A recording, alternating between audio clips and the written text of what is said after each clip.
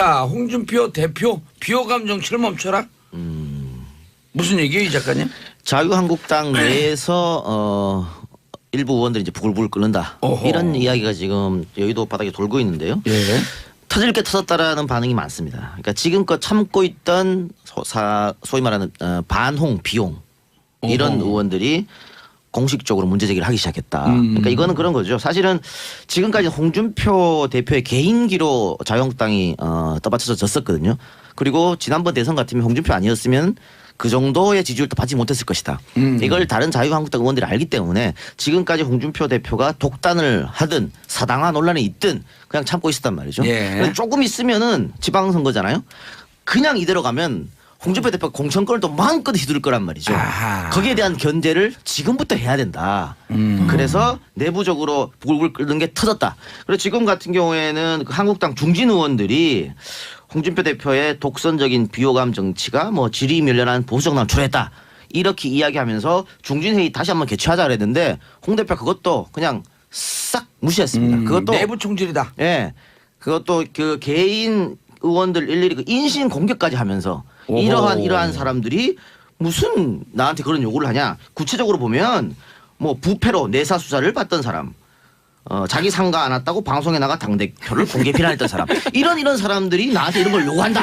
이렇게 해버렸거든요. 아니 상가 안 왔다고 당대표를 공격하긴 했어요. 했어요. 그 사람은 알아요. 이분들 참 재밌어. 많은 국민들이 기쁨을 주는 기쁨조 같아. 근데 이분들은요 말하는 게 진짜 원내대표 꼴찌하고도 의원들이 왜 그런 결정했는지 반성하지도 않고 나서는 사람. 어떻게 이런- 구체적이에요. 그 집에서 메모를 다 해놨다는 얘기인데 평상시에 일기 쓰면서. 뒤끝 장렬하시는데. 이거를 누구나 볼 수 있는 SNS에 썼다고 하는 것은 저격밖에 안 되는 거죠. 당대표가 자당 의원들을 저격하고 그걸 받아서 기분 나쁘니까 이걸 또 SNS에 썼어요. 이렇게 구체적으로. 페북에요. 길게 오. 올리셨어요. 그럼 좀 구체적으로 소개시켜 주세요. 아주 재밌는 대목들이 많은데. 그래요. 중진이면서 당협위원장에 뭐 떨어진 사람 뭐 이런 거죠. 당이 어려운데 지방선거에 나가지 않고 꽁무니 빼는 사람 뭐 이런 식입니다. 일일이 하나하나 열거하면서 비난을 했습니다. 이렇게 되다 보니까 소위 말하는 반홍 비용들이 가만히 있지 않겠죠. 앞으로 자유한국당은 조금 더 시끄러워질 것이다. 특히 공천 과정에서는 당연히 논란이 있을 수밖에 없거든요. 예. 또 특히 지금까지 그 김무성 대표 같은 전 대표 같은 사람들이 조용하잖아요. 한마디도 안 하고 있잖아요. 앞으로 그렇게 조용히 있을 수 없을 것이다. 예. 우리 여기서 그 여론조사 한번 하겠습니다. 이 중에서 지금 한 5가지 정도를 열거했어요. 그 중에서 가장 재미있는 내용. 예? 저는 자기 상가. 자기 상가 안 왔다고 방송에 나. 저도 자기 상가 안 했다가 방송에 나가 당대표 공개 비난하는 사람. 네. 이 작가님은요? 저도 그러고 봅니다. 이거 가슴속에 담아라는 거잖아. 방송 보면서. 아니 그리고 누가 오나 안 오나 그거 그렇죠. 봤다는 거죠. 예. 아니 그 사람도 그 누가 오나 안 오나 다 기록해놨고 또 그걸 갖고 당대표를 공격했다가 또 그걸 또 기록하는 당대표라. 참. 근데요. 저는 여기서 다시 또 언론에 대해서 한 말씀 예. 드리지 않을 수가 없는 게 예. 만약에 우리 당이 이랬다고 생각해 보세요. 아니 과거 새정치민주연합이 이런 비슷하게 했었어요. 했을 때 난리가 난리 났었죠. 났었잖아요. 난리 났. 언론이 봉숭아 학당이라 그러고. 예, 온갖 종편이. 근데 그러네. 지금 어떤 언론에서도 봉숭아 학당이라는 등 뭐 안 하잖아요. 저는 아주 아니 이 우리는 부분- 언론 아니에요? 우리가 하잖아요 지금. 지금 최초로 아니 근데 욕먹는 거 뻔히 알면서 비호감 정치 하는 이유가 뭐예요? 트럼프를 담고 싶어서 그런 거예요? 첫 번째 저는 두 가지로 봐요. 예. 첫 번째는 노림수가 있다. 예. 또 두 번째는 정치적 DNA가 홍준표 대표한테 쌓여 있다. 이거 정치적 DNA가 쌓여 있다는 건 뭐냐면요. 원래 홍준표 대표 지역구가 수도권이었습니다. 동대문이었죠. 예. 그때는 이렇게 비호감 정치 하지 않았어요. 막말을 했어요, 하거나 하지 그때는. 않았어요. 예, 안 했어요. 왜냐하면 그거는 수도권에는 표가 양분돼 있고 뒤섞여 있거든요. 그러니까 한쪽 편만 들 수 없어요. 근데 이분이 경상남도로 내려가면서부터 이렇게 시작했거든. 거기는 내가 어떤 행동을 하든 어떻게 마음대로 하든 나한테 표를 준다는 확신이 있었던 겁니다. 특히 경남 도립병원 그때 막 자기가 예, 숱한 반대도 진주병원. 숱한 반대도 불구하고 밀어붙였잖아요. 그럼에도 불구하고 지지율에 별반 차이가 없거든. 그 이후부터 무상급식 자기 마음대로 하고 그때부터 자기도 모르게 쌓여진 겁니다. 내가 이렇게 해도 된다는 생각. 그게 정치적 DNA라고 하는 거고요. 아니 근데 그러면서 그 측근들한테 얘기한 내용을 들어보면 야 이렇게 변방으로 가면 언론에 별로 관심이 없으니까 세게 얘기해야 돼. 그렇죠. 경남도지사 하면서 그러니까 변방으로 쭉 갔잖아요. 그래서 세게 얘기하는 게 그때부터 습관이 들었다. 그런 거 있는 거죠. 그리고 경남도지사 하면서 여의도 사무실 굉장히 크게 만들었거든요. 오. 계속 여의도의 길을 안테나를 쫓고 했다 이렇게 볼 수 있겠고요. 아, 출장소를 만들었나 크게? 원래 있습니다. 다 어디나 있는데 꽤 크게 만들었다 이런 거고요. 오. 자, 두 번째는 뭐냐면 그 홍준표 대표 생각한 것은 결국은 나를 찍어주는 사람들은 숨어있는 보수 세력들이다. 그러니까 박근혜 국정농단 이후로 이 숨어있는 보수가 있어요. 그러니까 샤이보스. 그렇죠. 그러니까 내가 박근혜를 지지한다고 자유한국당을 지지한다, 홍준표를 지지한다, 겉으로 드러내지 못하는 그런 분들. 그런 분들은 결국은 지방선거 때 나를 찍어줄 것이다. 그러면 내 지지자들만 보고 가자. 이렇게 판단한 게 아닌가. 그래서 이렇게 예. 궁금한 게 샤이 보수나 아니면 내 지지자들만 보고 가자라고 했을 때 샤이 보수나 내 지지자들의 표만 가지고 당선이 될 수 있나요? 반대로 이렇게 보죠. 영남 쪽은 될 수도 있겠죠. 그러니까. 영남은 그렇다 네. 치고. 자, 예를 들어서 그러면은 홍 대표가 막말도 하지 않고 점잖게 언어를 쓰면서 네. 문재인 대통령의 국정 전반에 대부분 찬성하며 도와주고 그렇다면 그 표를 얻을 수 있을까요? 그건 이제 탄핵에 반대한 14%도 결국은 못 놓치는 얻어요. 아예 그 14% 내지 20% 23%도 저로 다 가버릴 수 있어. 그런 판단하기 때문에 내 지지한 보고 가자. 이런 고심 끝에 나온 게 아닌가. 혹시 아니, 조원진 그 대표를 의식한 게 아닐까요? 14%가 아, 대한애국당으로 결집하지 않을까. 아니 근데 진짜 샤이보스가 있는 거는 네. 있어요. 그 여론조사 할 때 전화 면접 조사하면요. 네. 이른바 이제 자유한국당 지지율이 뚝 떨어져요. 근데 ARS를 하잖아요. 그럼 올라간다. 그럼 좀 올라가요. 그러니까 ARS로 답하는 건 덜 창피한 거야. 근데 그 샤이 보수나 아니면 그 지지자라고 하는 분들이 그렇게 홍준표 대표가 막 나가지 않더라도 어차피 그 표는 그 홍준표 아니, 좀 표 시원하긴 아니에요? 그렇죠. 한가 봐요. 시원하죠. 시원하게 한가 봐요. 아니 대통령도 꼴 보기 싫고 저 평창 올림픽 잘 되는 것도 보기 싫은데 홍준표 대표 가서 막 얘기해 주잖아. 얼마나 시원해요. 우리를 대변해 주는데. 정치쇼도 듣기도 싫고. 그러세요.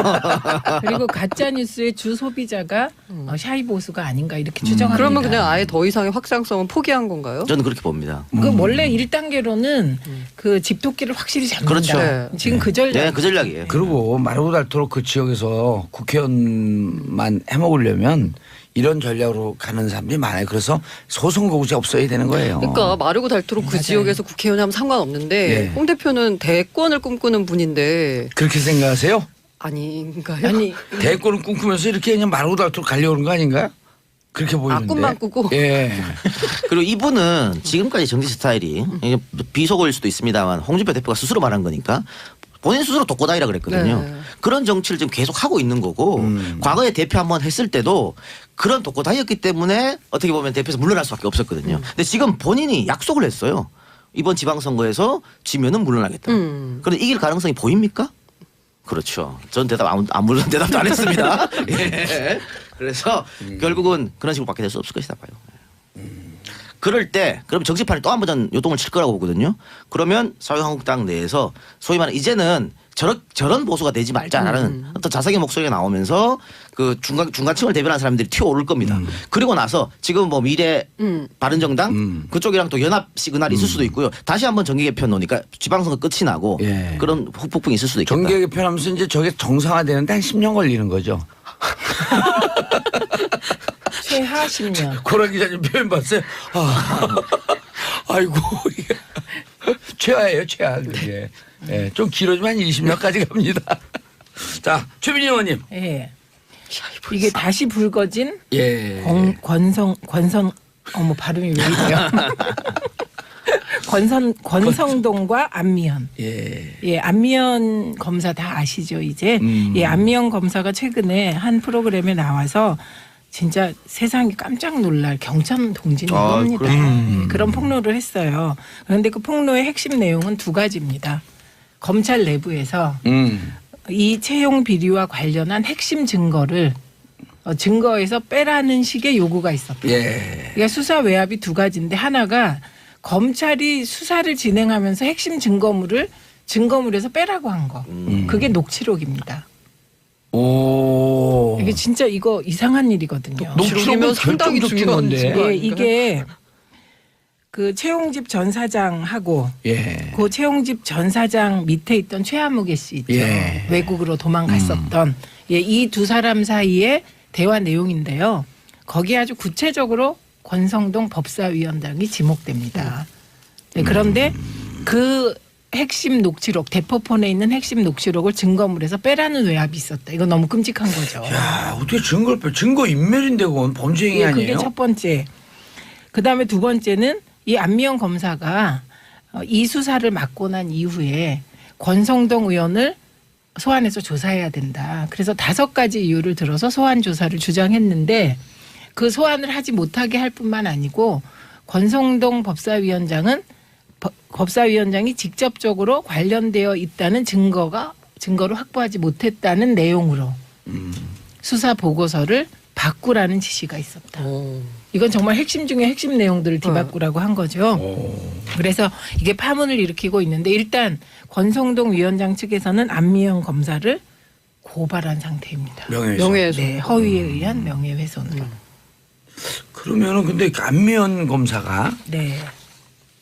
왜 이런 거짓을 얘기해? 만약 권성동 그 의원의 입장이 맞다고 한다면 왜 이렇게 느닷없이 그것도 공중파 방송에 나와서 주진우와 인터뷰를 하면서 왜 이렇게 거짓을 얘기해죠? 그 안미영 검사는 젊은 여검사입니다. 예. 그리고 이제 내부 검사 통신망에 올린 글에서도 그때 당시에 메모를 올렸었잖아요. 예, 이런 주장을 합니다. 내가 아무리 생각해도 증거물은 내 빼지 못하겠다. 그걸 빼려는 분들이 빼라. 예, 이런 거기 때문에 안미영 검사가 개인적인 다른 동기가 있는 것 같지는 않고 초기에는 뭐 일부 수사 보고서를 바꿔주기도 합니다. 윗선의 요청에 따라. 근데 해도 너무한다. 이렇게 된 것으로 보입니다. 야, 근데 이 와중을 보면서 이 작가님, 예. 그 카톡하지 마시고. 아, 네, 정보 찾고 찾는 있어요. 거예요. 예. 그런 거짓말하다가 까먹갑니다. 아니 그런데 예. 이쯤 되면 지금 이게 안명 검사가 폭로해서 이렇게 알려졌는데 뭐 요건 강도가 좀 지나치다고 하지만 이쯤 되면 검찰 내부에서 윗선에서 지시 내려갖고 수사 방향을 바꾸고 증거 슬쩍슬쩍 바꾸고 이게 일상화돼 있다는 거 아니에요? 그렇습니다. 그래서 지금 우리 제가 왜 물어보는지 예. 모르시죠? 예. 외모는 검사 닮았어요. 아, 그래요? 아니 영리하게 생겼다는 뜻. 그럼요. 날카롭잖아요. 지금 뭐 서검사 사건도 있고 안검사 사건도 있고 그래서 이런 성사 사건이라고 하지 말기로 했어요. 그래요? 안태근 성추행 사건. 안태근 성추행 사건 어쨌든 그래서 공수처 문제가 다시 한번 거론되는 거거든요. 검찰 자정 능력에 맡기니까 안 되더라. 계속 이런 거 터지지 않느냐. 그리고 최민희 의원도 아까 앞에서 얘기했지만 이 안미연 검사가 아까 조직 얘기도 했잖아요. 이게 조직을 보호하지 않는 거거든. 이거는 검찰 내부에서 있을 수 없는 일입니다. 검사 동일체 원칙이 아직 버젓이 살아있는 곳이 검찰 조직이에요. 그런데 자기가 거짓말까지 해가면서 왜 저격합니까? 말도 안 되는 겁니다. 이거는. 그러니까 검찰 60년 70년 산 처음 있는 일이거든요. 이거는. 그렇기 때문에 아무런 안 검사 거짓말 할 이유가 없고 그렇다면 검찰 내에서 정말 완전히 새롭게 태어난다는 그런 미명하에서 조사를 철저하게 해야 됩니다. 이게 만약 철저하게 조사가 안 된다면 우리 국민들 여론은 그럼 공수처 만들자. 이렇게밖에 갈 수 없는 것이고 지금 각 재정당들이 다 찬성하는데 자유한국당만 반대하고 있거든요. 네. 자유한국당도 반대할 명분이 없어지는 거예요. 지금 진짜 말 잘하셨어요. 네. 그러니까 당연히 권성동 법사위원장이 이 유사일의 최대 규모라는 이 채용 비리 우리가 얘기했잖아요. 6.25, 5.18 네. 625명이 지원했는데 네. 518명이 90%, 채용돼 90%. 예, 90%가 넘어서 이게 거의 100%에 가깝다. 이런 이 얘기가 역사적 있었잖아요. 그 숫자하고도 비슷하네요. 그렇죠. 그래서 그 됐는데 그러니까 당연히 다 이게 자유당을 제외한 다른 정당들이 법사위원장 물러나라고 하겠죠. 네. 왜냐하면 애초에 채용 비리 과정에서는 물러나라고 하는 얘기가 크지 않았어요. 그런데 사실 확인이 돼야 되니까 그 와중에. 예, 춘천지검장 뭐 이런 그런 아주 고위 검사들의 그 수사 외압이 있었다고 하니 법사위원회가 검찰이 그 대상이에요. 국감 대상. 피감기가 예, 피감이니까 당연히 법사위원장 물러나라 이런 요구가 나오겠죠. 그래서 그런 요구를 했습니다.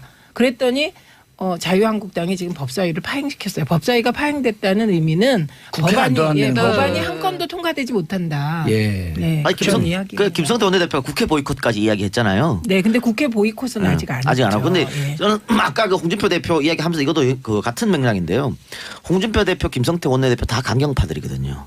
다 강경파들인데 계속 이런 식으로 했을 때 과연 자유한국당이 얻는 게 무엇일까? 여기 전직 민주당 오히려 국회의원 보수 그럼요. 쪽으로 집결이 된다. 전직 민주당 국회의원 두 분 계시지만 속으로 현직. 아주 좋아할 거예요. 예. 우리 해병대 한번 국회의원 영원한 국회의원. 그런데 제가 이 과정을 이번에 살펴보니까 우리가 이 채용 비리가 폭로되게 된 계기가 뭘까에 대한 여러 가지 얘기가 있었잖아요. 뭐 이런 알력설, 저런 알력설, 그런 알력설 아하. 있었는데 이게 최초 동기가 된 거는 이게 518명이 뽑혔잖아요. 예. 여기 다 비정규직이에요? 비정규직으로. 오. 예, 일부 정규직이 있었겠지만 대다수 비정규직으로. 대다수가 계약직이었죠. 그렇죠. 그리고 계약직으로 뽑혔는데 일정 시간이 지나면 정규직화해야 되잖아요. 그렇죠. 2년 지나면. 예, 근데 정규직화하는 시점에서는 이제 금수저끼리의 경쟁이 시작된 겁니다. 아, 근데 금수저인데 하나는 진짜 금수저고 하나는 몇 끼였어 어떤 거야? 예, 그런데 몇 끼? 예, 그랬는데 거기 또 핵심이 뭐냐? 금수저 중에도 열심히 일한 금수저가 예. 최초로 정규직이 돼야 되잖아요. 예. 제일 일을 안 하고 게으르고 근무 평정도 낮았던 금수저가 제일 먼저 정규직화 됐다는 거죠. 24K는 정규직, 18K는 비정규직. 뭐 그렇게 되니까 지금 금맥기는 아예 떨어지고. 예, 그러니까 그런 금맥기 뭘 그것도 같이 해요. 이게 뇌 착시 현상이야. 아니 근데 저는 뇌 맥기라는 말 동조화 처음 들었어요. 현상. 몇 끼요? 처음 예, 들었어요. 뭐 세대 달라요. 세대 달라요. 아니 이게 금 입힌 거예요. 그럼 네. 뭐라 그래 그 세대는? 이게 무슨 도금 금박? 도금이라고. 도금 해요. 금을 훔치는 거죠. 아니 그래서 최초로 이게 문제된 그 제보가 자기들끼리. 예, 정규직화 되지 못한 비정규직. 물론 그분도 채용 비리에 의해서 들어간 예. 자, 분들에 의해서 원인은 그렇게 됐다고 됐는데 합니다. 그렇게 하고 이제 폭로가 됐는데 이게 우리가 일반의 상식 수준에서 봐야 돼요. 아니 지금 4시다. 안면이 도대체 맞아요, 이 맞아요. 거짓말을 할 이유가 없어요. 얻는 게 그러면 없잖아, 얻는 게. 권성동과 안면사에서 안면 의문의 1승 진심 진실. 네. 그럼 권성동 이분은 사실은 거짓이라는 얘기거든요. 근데 어떻게 이렇게 뻔뻔하게 나 명예를 훼손했다면서 고발할 수 있냐는 거예요. 일반 상식에서 이해가 돼요? 예, 제가 요 대목에서 잠깐 권성동 위원장이 왜 구체적으로 지목을 받게 되었는지 예. 내용을 말씀드릴게요. 아주 재밌어요. 내용을 꼭 얘기해 주세요. 네, 왜냐하면 이게 전체적으로 이 518명이 채용되는 이 과정도 문제였습니다. 왜냐하면 애초 수급 계획에 따르면 427명을 채용하기로 했던 거예요. 아유 채용 인원도 또 늘린 거예요? 그런데 근데 왜 너무- 늘렸냐? 너무 너무 청탁이 청탁이 많이 많으니까 안 왔어. 늘릴 수가 없었던 겁니다. 그런데요, 이건 한꺼번에 뽑을 때 신입사원 채용 과정 얘기고 갑자기 강원랜드가요. 갑자기 경력직 직원을 뽑습니다. 갑자기 이유 없이. 오. 이때 뽑힌 사람이 누구냐? 권성동 의원실의 5급 비서관이었던 김모 씨라는 아. 거. 그 사람을 뽑으려고 규정을 바꿨구나. 네, 그런데 이게 지난해 8월에 감사원에서 요 관련된 감사 보고가 있었거든요. 있었어요? 근데 그 내용에 뭐가 있냐면 최용집 전 사장이 아예 권성동 의원실의 5급 비서관이었던 김영령이 경력직 채용 모집에 지원하니 김영령이 합격될 수 있는 모든 조치를 취하라.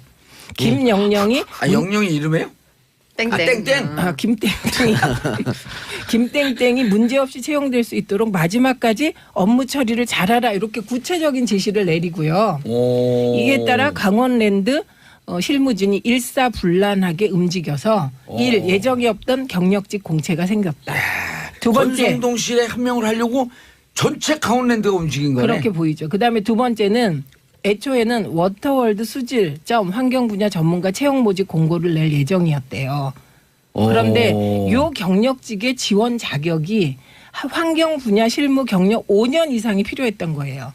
그런데 김땡땡은 환경 쪽 실무 경험이 없었습니다. 지원 자격이 안 되는 거예요. 그래서 이제 어떻게 했냐. 맞춰야지. 맞춰줬습니다. 그래서 안전 분야 경력을 포함시켰습니다. 근데 이 사람은 그 관련 경력에 4년 3개월입니다. 안전 분야에. 안전 분야 네. 4년 3개월이니까 5년 이상 돼야 되니까 네. 또 자격 실격이죠. 그런데 아무 문제 없이 서류 전형에서 1등. 그냥 4년 3개월을 일단 3개월을 반올림해서 5로 만든 다음 다시 반올림해서 사사오입 5년으로 보고 사사오입. 맞아요. 사사오입 개연. 그건 산하됐지. 이건 3입니다. 예, 그래갖고 만점을 줬대요. 만점 직무 경력. 맞춤형 채용이네요. 그쵸. 아니 근데 처음에 1등을 딱 써놓고 요거 다 맞췄어 그냥. 더 뭐 억울한 거 맞추기지. 얘기해 줄게. 예. 진짜 억울한 사람들. 이때 총 몇 명이 응모했을까요? 경력직으로? 네, 이때 경력직 채용한다니까 기대를 품고 네. 33명이 지원을 했습니다. 들러리 섰네요, 들러리. 예, 그런데 김씨만 33명도 또- 뽑혔어요. 33명도 또 독립선언문 숫자 아니에요. 가슴이 아파요. 어머 왜 이래 이거 5.18 6.25에 독립선- 33. 그래서요 이 감사원 특정 감사 이게 특정해서 감사했거든. 그때 문제가 너무 예. 많았어요. 그래서 감사원 특정 감사는 최용집 전 사장이 권성동 비서관이었던 김땡땡의 부탁을 받고 이게 중요한데요. 강원랜드 특별법 기한 연장과 카지노 확충에 도움을 주었다는 이유 등으로 김땡땡을 뽑기로 했다고 최용집이 주장합니다. 그 권성동 의원실에 있으면서 그걸 도와준 거네. 네. 그리고 그 경력으로 채용이 됐고. 예.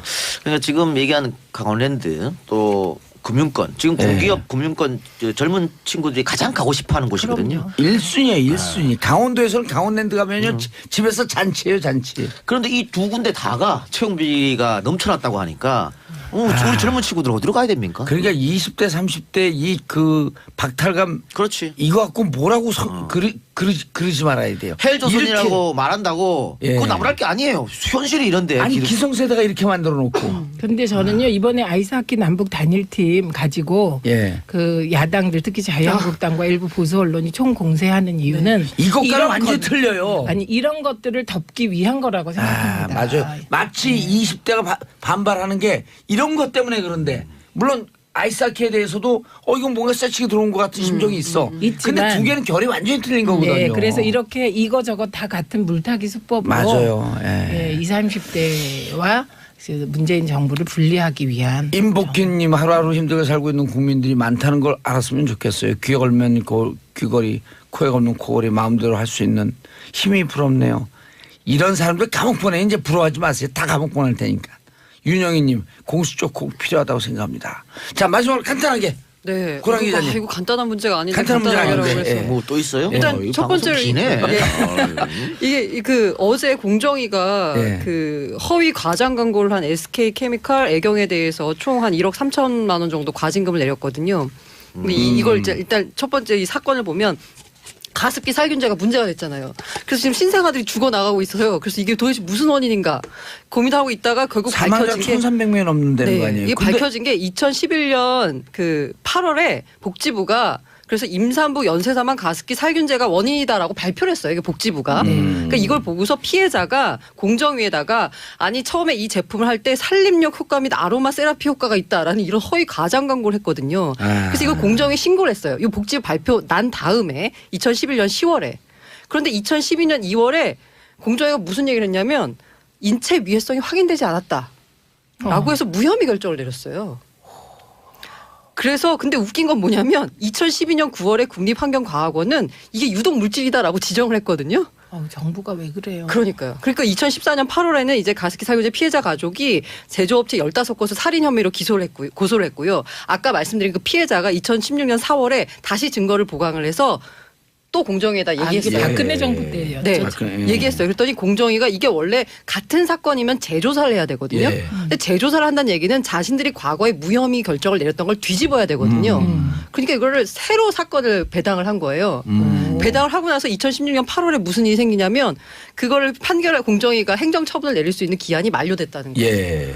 그러다가 이번에 한 거거든요. 다시 고발한 거죠. 근데 어쨌든 지금 보면 과징금이 얼마 되지 않는데 그래서 아까 최민희 의원이 얘기했던 그렇지. 예. 징벌적 손해배상 제도를 도입해야 된다. 알겠습니다. 지금 1,300명이 네. 사망했는데 1억 3,400만 원이거든요. 이게 근데 사실 뭐냐면 이러면은 네. 한 명 죽은 데 대해서 과징금 10만 원밖에 안 돼요. 근데 이 과징금 액수가 표시광고법상 허용되는 최대 부과율을 적용한 건 맞습니다. 알겠습니다. 이거 다음 시간에 다시 14%도 결국은 못 놓치는 얻어요. 아예 그 14% 내지 20% 23% 저로 다 가버릴 수 있어. 그런 판단하기 때문에 내 시장 한번 보고 가자. 이런 고심 끝에 나온 게 아닌가. 혹시 아니, 근데- 조원진 그 대표를 의식한 게 아닐까요? 14%가 아, 대한애국당으로 결집하지 않을까? 아니 근데 진짜 샤이 보수가 있는 거는 네. 있어요. 그 여론조사 할 때 전화 면접 조사하면요. 네. 이른바 이제 자유한국당 지지율이 뚝 떨어져요. 근데 ARS를 하잖아요. 그럼 올라간다. 그럼 좀 올라가요. 그러니까 ARS로 답하는 건 덜 창피한 거야. 근데 그 샤이 보수나 아니면 그 지지자라고 하는 분들이 그렇게 홍준표 대표가 막 나가지 않더라도 어차피 그 표는 그 홍준표 아, 좀 표 시원하게 아니에요? 그렇죠. 한가 봐요. 시원하죠. 시원하게 한가 봐요. 아니 대통령도 꼴 보기 싫고 저 평창 올림픽 잘 되는 것도 보기 싫은데 홍준표 대표 가서 막 얘기해 주잖아. 얼마나 시원해요. 우리를 대변해 주는데. 정치쇼도 듣기도 싫고. 그리고 가짜 뉴스의 주 소비자가 샤이 보수가 아닌가 이렇게 추정합니다. 그러면 그냥 아예 더 이상의 확장성은 포기한 건가요? 저는 그렇게 봅니다. 그 원래 1단계로는 그 집토끼를 확실히 잡는다. 그렇죠. 네. 지금 그 전략. 네, 그 전략이에요. 그리고 마르고 닳도록 그 지역에서 국회의원만 해먹으려면 이런 전략으로 가는 사람들이 많아요. 그래서 소선거구제 없어야 되는 거예요. 그러니까 마르고 닳도록 그 맞아요. 지역에서 국회의원 하면 상관없는데 예. 홍 대표는 대권을 꿈꾸는 분인데 그렇게 생각하세요? 아닌가요? 아니 대권을 꿈꾸면서 이렇게 그냥 마르고 닳도록 가려는 거 아닌가요? 그렇게 보이는데. 꿈만 꾸고. 예. 그리고 이분은 지금까지 정치 스타일이 이게 비속어일 수도 있습니다만 홍준표 대표가 스스로 말한 거니까 본인 스스로 독고다이라 그랬거든요. 네. 그런 정치를 지금 계속 하고 있는 거고 과거에 대표 한번 했을 때도 그런 독고다이였기 때문에 어떻게 보면 대표에서 물러날 수밖에 없었거든요. 근데 지금 본인이 약속을 했어요. 이번 지방선거에서 지면은 물러나겠다. 그런데 이길 가능성이 보입니까? 그렇죠. 전 대답 아무런 대답도 안 했습니다. 예. 홍준표 대표한테 쌓여 있다. 이거 정치적 DNA가 쌓여 있다는 건 뭐냐면요. 원래 홍준표 대표 지역구가 수도권이었습니다. 동대문이었죠. 예. 그때는 이렇게 비호감 정치하지 않았어요. 막말하거나 하지 않았어요. 안 했어요. 왜냐하면 그거는 수도권에는 표가 양분돼 있고 뒤섞여 있거든요. 그러니까 한쪽 표만 들 수 없어요. 근데 이분이 경상남도로 내려가면서부터 이렇게 시작했거든. 거기는 내가 어떤 행동을 하든 어떻게 마음대로 하든 나한테 표를 준다는 확신이 있었던 겁니다. 특히 경남 도립병원 그때 막 자기가 예, 숱한 반대도 진주병원. 숱한 반대도 불구하고 밀어붙였잖아요. 그럼에도 불구하고 지지율이 별반 차이가 없거든. 그 이후부터 무상급식 자기 마음대로 하고 그때부터 자기도 모르게 쌓인 겁니다. 내가 이렇게 해도 된다는 생각. 그게 정치적 DNA라고 하는 거고요. 아니 근데 그러면서 그 측근들한테 얘기한 내용을 들어보면 야 이렇게 변방으로 가면 언론에 별로 관심이 없으니까 세게 얘기해야 돼. 그렇죠. 아. 경남도지 사람으로서 그러니까 변방으로 쭉 갔잖아요. 그래서 세게 얘기하는 게 그때부터 습관이 들었다. 그러고 있는 거죠. 그리고 경남도지사 하면서 여의도 사무실 굉장히 크게 만들었거든요. 오. 계속 여의도의 길을 안테나를 쫓긋했다 이렇게 볼 수 있겠고요. 아, 출장소를 만들었나요? 크게? 원래 있습니다. 다 어디나 있는데 꽤 크게 만들었다 이런 거고요. 오. 자, 두 번째는 뭐냐면 그 홍준표 대표 생각하는 것은 결국은 나를 찍어주는 사람들은 숨어있는 보수 세력들이다. 그러니까 박근혜 국정농단 이후로 이 숨어있는 보수가 있어요. 그러니까 샤이보스. 그렇죠. 그러니까 내가 박근혜를 지지한다 하고 자유한국당을 지지한다 홍준표를 지지한다 겉으로 드러내지 못하는 그런 분들. 그런 분들은 결국은 지방선거 때 나를 찍어줄 것이다. 그러면 내 지지자들만 보고 가자.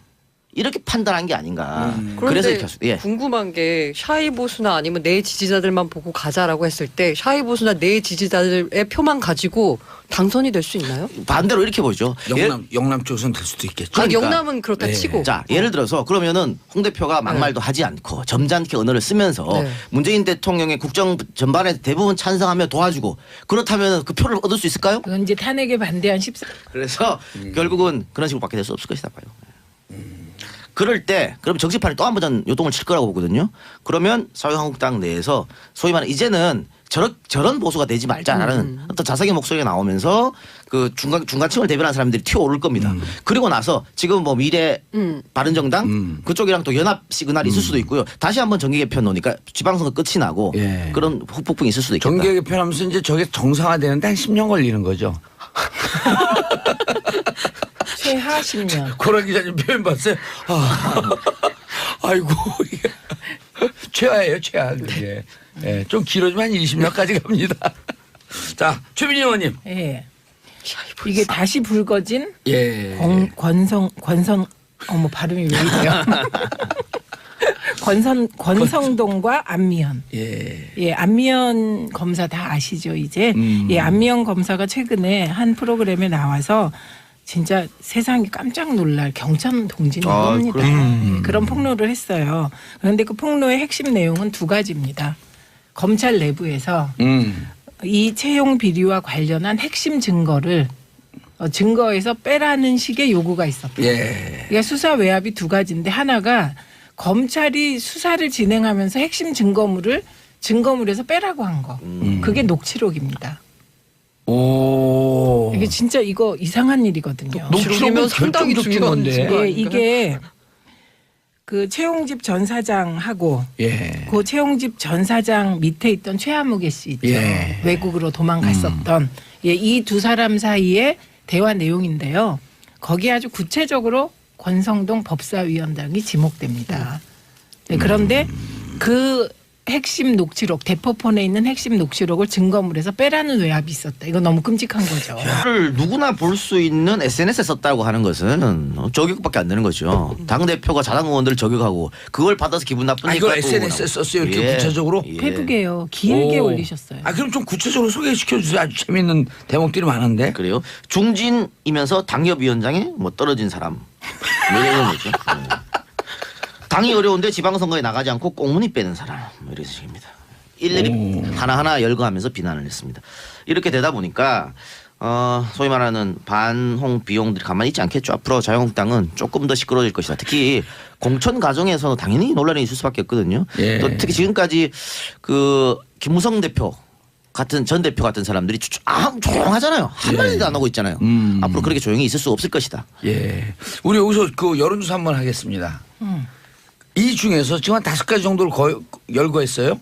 그 중에서 가장 재미있는 내용. 예? 저는 자기 상가. 자기 상가 안 했다고 방송에 방송에 저도 자기 상관 안 했다가 방송에 나가 당대표 공개 비난하는 사람. 네. 이 작가님은요? 저도 그러고 봅니다. 이거 가슴속에 담아라는 거잖아. 방송 보면서. 아니 그리고 누가 오나 안 오나 그거 그렇죠. 맞다는 거죠. 예. 아니 그 사람도 그 누가 오나 안 오나 다 기록해놨고 또 그걸 갖고 당대표를 공격했다가 또 그걸 또 기록하는 당대표라. 참 근데요. 저는 여기서 다시 또 언론에 대해서 한 말씀 예. 드리지 않을 수가 없는 예. 게 만약에 우리 당이 이랬다고 생각해 보세요. 아니 과거 새정치민주연합이 이런 비슷하게 했었어요. 했을 때 난리가 난리 났었죠. 났었잖아요. 난리 났. 언론이 봉숭아 학당이라 그러고. 예, 온갖 종편이. 근데 그러네. 지금 어떤 언론에서도 봉숭아 학당이라는 등 뭐 안 하잖아요. 저는 아주 아니 이 우리는 부분- 언론 아니에요? 우리가 하잖아요 지금. 지금 최초로 아니 근데 욕먹는 거 뻔히 알면서 비호감 정치 하는 이유가 뭐예요? 트럼프를 담고 싶어서 그런 거예요? 첫 번째 저는 두 가지로 봐요. 예. 첫 번째는 노림수가 있다. 예. 또 두 번째는 정치적 DNA가 자 홍준표 대표 비호감 정치를 멈춰라. 무슨 얘기예요 이 작가님? 자유한국당 내에서 일부 의원들이 이제 부글부글 끓는다. 어허. 이런 이야기가 지금 여의도 바닥에 돌고 있는데요. 예. 터질 게 터졌다라는 반응이 많습니다. 그러니까 지금껏 참고 있던 소위 말하는 반홍 비용 이런 어허. 의원들이 공식적으로 문제 제기를 하기 시작했다. 그러니까 이거는 그런 거죠. 사실은 지금까지 홍준표 대표의 개인기로 자유한국당이 떠받쳐져 졌었거든요. 그리고 지난번 대선 같으면 홍준표 아니었으면 그 정도의 지지율도 받지 못했을 것이다. 이걸 다른 자유한국당 의원들이 알기 때문에 지금까지 홍준표 대표가 독단을 하든 사당화 논란이 있든 그냥 참고 있었단 말이죠. 예. 그래서 조금 있으면은 지방선거잖아요. 그냥 이대로 가면 홍준표 대표가 공천권을 또 마음껏 휘두를 거란 말이죠. 아하. 거기에 대한 견제를 지금부터 해야 된다. 그래서 내부적으로 부글부글 끓는 게 터졌다. 그리고 지금 같은 경우에는 그 한국당 중진 의원들이 홍준표 대표의 독선적인 비호감 정치가 뭐 질이 멸련한 보수 정당을 초래했다. 이렇게 이야기하면서 중진회의 다시 한번 개최하자 그랬는데 홍 대표 그것도 그냥 싹 무시했습니다. 그것도 내부 총질이다. 예. 그것도 그 개인 의원들 일일이 그 인신 공격까지 하면서 오호. 이러한 사람들이 무슨 나한테 그런 요구를 하냐. 구체적으로 보면 뭐 부패로 내사 수사를 받던 사람. 자기 상가 안 왔다고 방송에 나가 당대표를 공개 비난했던 사람. 이런 사람들이 나한테 이런 걸 요구한다. 이렇게 해버렸거든요. 아니 상가 안 왔다가 당대표를 공격하긴 했어요. 했어요. 그 사람은 알아요. 이분들 참 재밌어. 많은 국민들이 기쁨을 주는 기쁨조 같아. 근데 이분들은요 말하는 게 진짜 원내대표 꼴찌하고도 의원들이 왜 그런 결정했는지 반성하지도 않고 나서는 사람 어떻게 아, 이렇게- 구체적이에요. 아, 그 집에 가서 메모를 다 해놨다는 얘기인데 평상시에 일기 쓰면서. 뒤끝 장렬하시는 이걸